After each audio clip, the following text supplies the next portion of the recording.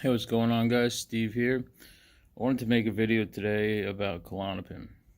A bit of a Klonopin confession. I've been on Klonopin for 2 years and 2 months. Kind of like 2 years and 2 months too long. That's besides the point. I've learned a lot over the last 2 years. A lot about Klonopin, a lot about antidepressants, benzodiazepines, a lot about mental health in general. Now, what bothers me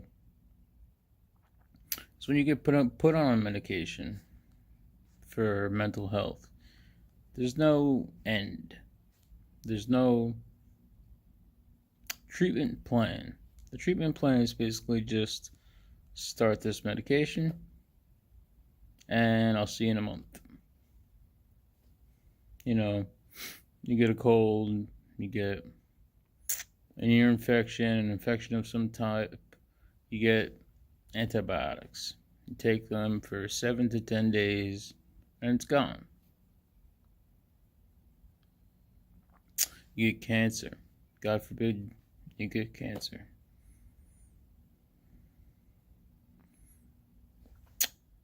We're so advanced with cancer treatment that we can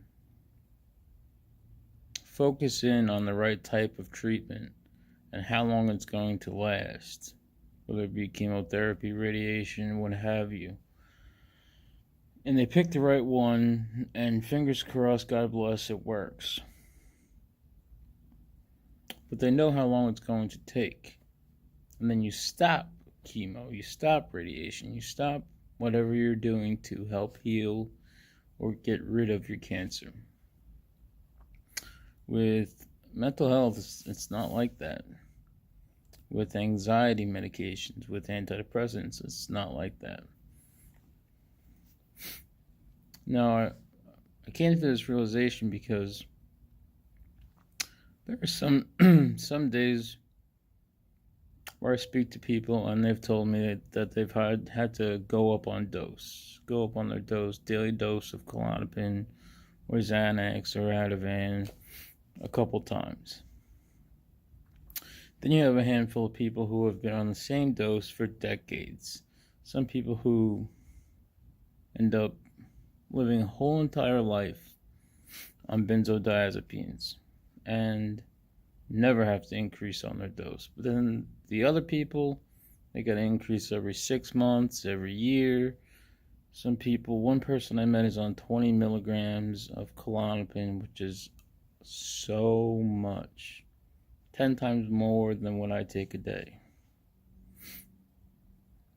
It doesn't really make any sense to me how one person can have such a tolerance, build such a tolerance so quickly, and other people, they don't build a tolerance at all.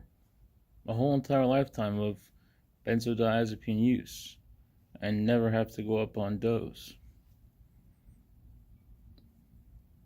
Now, I've felt anxiety. I know what anxiety is. In the beginning, I had no clue. But now, I'm smarter. I'm more knowledgeable. I'm experienced. I know what anxiety is. I know what the beginning of a panic attack might feel like, an anxiety attack might feel like. And I know what to do to tell myself this is just anxiety. And I felt anxiety while taking benzodiazepines, while taking Klonopin. And there's some days where I don't feel an ounce of anxiety. And there's some days where my day is riddled with anxiety. Even though I'm taking my Klonopin as prescribed, what makes each day different than the next? Is it stress? Is it money issues? Is it my diet? Is it vitamin intake? Is it lack of exercise? Is it too much exercise? I don't know. I don't have the answer to that question.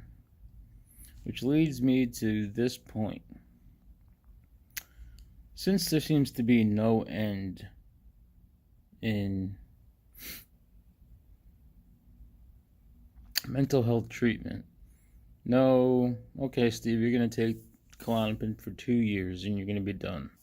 Or, hey, Joe, you're going to take Klonopin for 3 months and you'll be done. Hey, Sally, you're going to take Klonopin for 2 weeks and you'll be cured. That doesn't happen. As you all probably know, benzos, they just mask an ongoing problem, an imbalance of some sort. And that's usually in 99.9% of the case. A hormone imbalance, a vitamin deficiency, what else could you have?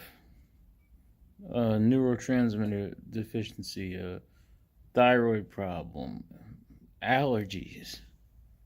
Oh my god, the list goes on and on. It's incredible how much stuff can mimic anxiety and make you experience anxiety for no apparent reason you don't know. And doctors are so quick to prescribe a medication without knowing the cause. It's like I said before, you got an ear infection, you're getting amoxicillin, you're getting rid of that ear infection because they know what it is, and they know that this antibiotic is going to get rid of it. There's no medication to get rid of anxiety. So I find myself at a crossroads. And a question that I keep asking myself is my Klonopin use still necessary? I found out what my root cause was of my anxiety. A lot of stress and an extreme deficiency in vitamin B6. Vitamin B6, if you watch my channel, very key component to making very essential neurotransmitters, serotonin, dopamine, norepinephrine, epinephrine, and it's such an essential vitamin to convert precursors into these good things that your body needs. I had none of it, and I tried medication after medication. I still felt anxiety, still felt depression. I know all that now, but yet I'm still sitting here taking this medication. And I ask myself this question because when I feel anxiety on certain days, even though I'm taking my medication as prescribed and never gone up on dose,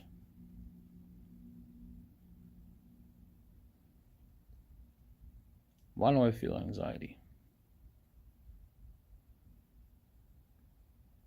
If I'm taking my medication, do I still need it?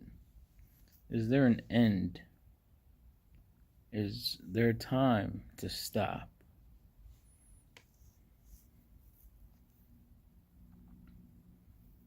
You might be asking yourself the same question. Have you ever found your root cause to your anxiety? Have you ever found what truly triggers it? What truly is the issue? And have you fixed that? And have you continued to take your benzos? Have you continued to take your medication? Even after the fact that you found out what the true issue is. I found out my true issue and I kept going. Honestly and truthfully, it's because I'm terrified. Terrified of withdrawal. Terrified of the first very ill-advised taper that I did. I told a lot of people that I would begin to taper come springtime, when it's nice out and sunny and not so dark and gloomy. And I'm terrified to do that. My first ill-advised taper, if you've watched my videos, ended up in the psych ward. Checked myself in. I was trying to taper off of an anxiety medication when I didn't know what was causing my anxiety. I didn't know what was causing my depression. And I tried it anyways. And it made me feel even worse. But now I know what happened 2 years and 2 months ago. A little bit longer than that before I got on meds. I know what happened. But when do I get the balls, the guts to make a move? Get off of this medication, which I think I'm only taking just to prevent withdrawal. If you find yourself in my shoes, asking yourself the same question, make sure you figured out the true root cause of what caused everything before you started any medication, before you started down the path that you're on now. So I'm going to debate it. I'm going to think it over, carefully plan it. I'm gonna give it a shot. It's gonna be tough, but I'd definitely like to be off of Klonopin. I'd like to be off medication altogether.